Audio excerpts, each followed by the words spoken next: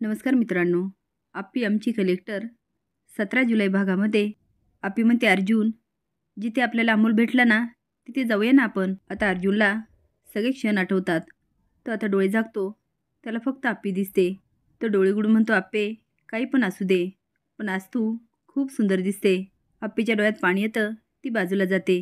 तो म्हणतो, आप्पे, तुला माहिती आहे ना, तू अशी लाजल्यानंतर मी कामातून जातो. ए आप्पे, नको लाजू ना. आप्पी म्हणते, काय रे अर्जुन, तुझं काही पण. अर्जुन म्हणतो, तू अगदी पहिल्यासारखी आहे, अजिबात बदलली नाही. आप्पी म्हणते, तू तरी कुठं बदलला, फक्त थोडासा जाड झाला. अर्जुन म्हणतो, नाही या, ते टेन्शनमुळे. आप्पी म्हणते, तसाच रागीट.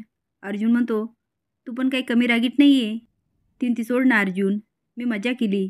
तू 7 वर्षे एकटा राहिला, तुला असं वाटलं नाही का कुणीतरी जोडीदार हवा? अर्जुन म्हणतो, तू पण एकटी राहिली ना? ती हो रे, पण माझ्यासोबत अमोल होता.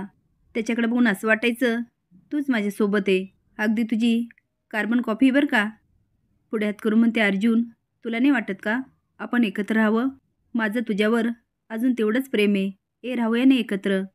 तेवढे तारे येते आणि दारातून ऐकत असते. आप्पी म्हणते, अर्जुन, अमोलसाठी तरी एकत्र येऊया. अरे, आपण एकत्र आलो ना, आपलं कुटुंब पूर्ण होईल आणि सगळे खूप आनंदात राहतील. ती आता एवढा आग्रह करत असते. अर्जुन म्हणतो, आप्पे, तुला काय बोलू मी आता? मला तर काय करावं ना तेच कळत नाही. मी जर असं केलं तर आर्याचं काय होईल? अगं, आमचा साखरपुडा झाला आहे. आप्पी म्हणते, अर्जुन, माझं पण लग्न संकल्प सोबत ठरलं होतं, पण ते मोडलं ना. अर्जुन म्हणतो, तो क्रूर माणूस होता. पण आर्याचं तसं नाही ना. अगं, तिने मला खूप आधार दिला. आप्पी म्हणते, अर्जुन, आपल्यासाठी नाही, आपण अमोलसाठी एकत्र येऊया. तुला नाही वाटत का अमोलची इच्छा पूर्ण करावी? दोन तापे, मी आता काय बोलू? तेवढ्या ताऱ्या ओरडते, वा अपर्णा वा. आता अर्जुन आणि आप्पी शॉकून बघायला लागतात. ती लाईट लावते तेव्हा अर्जुन आप्पीचा हात काढून टाकतो आणि म्हणतो, आर्या, तू इथे? ती हो अर्जुन, आप्पीने तुझ्यासाठी जो सापळा रचला ना तो बघायला आले. अर्जुन म्हणतो, काय? आर्या म्हणते, हो. अपर्णा, आता का गं शांत आहे? बोल ना, इथे काय करत होतीस तू? तरी मला वाटलंच होतं अमोलकडून हीच सगळं करून घेत असेल आणि आज तर याची खात्रीच पटली. आप्पी म्हणते, आर्या म्हणते, अर्जुन, तू काय बसला हिच्यासोबत? तुला काम होतं म्हणून लवकर निघालास ना?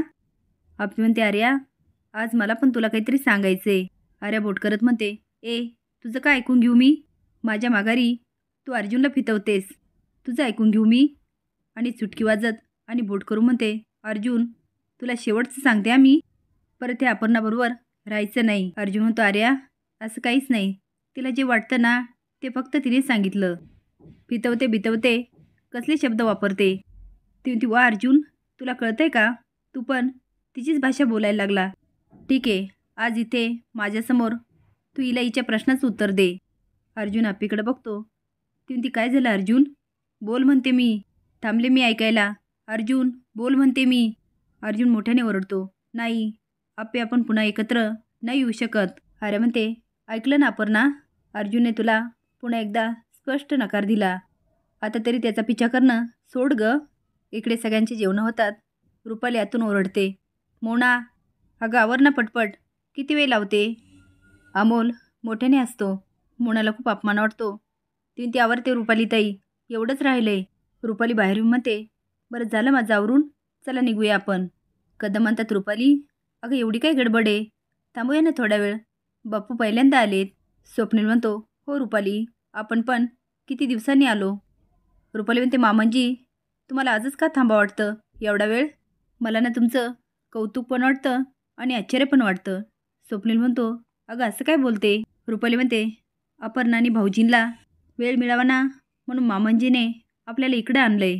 आता रुपालीची बडबड चालू होते. मोना म्हणते, मी काय म्हणते, इथे एकमेकाला बोलूस तर आपण घरी जाऊया, म्हणजे आपल्याला कळेलच तिकडं काय ते. स्वप्नील म्हणतो, चला जाऊया सगळे. आर्या म्हणते, अर्जुन, आपण प्रत्येक वेळेस वेळ घालू ना, त्यासाठी हिने खोडा घातलाय आणि एवढं करून पण तू तिच्या जवळ जात नाही ना, म्हणून असे प्रयत्न चालू हिचे. अर्जुन म्हणतो, आर्या, असं काही नाही ग, मनातल्या गोष्टी बोलू नये माणसांनी. आर्या म्हणते, बोलाव्यात ना अर्जुन, बोलाव्यात, पण स्वतः बोलाव्या. त्या बोलण्यासाठी हिने हिच्या मुलाचा वापर केला. अरे दिसते ना, एवढी साधी नाही ही. अर्जुन ओरडतो, "बास आर्या." ती म्हणती, "का अर्जुन? तुला एवढ्या विश्वासाने मी इथे राहू दिलं ना, आणि त्याचा फायदा हिने घेतला. मग हिला का नाही बोलू मी?" अर्जुन म्हणतो, "कारण तो तुझा अधिकार नाही आहे. आणि बघ, साखरपुडा झाला आहे आपला. माझ्यावर विश्वास ठेव."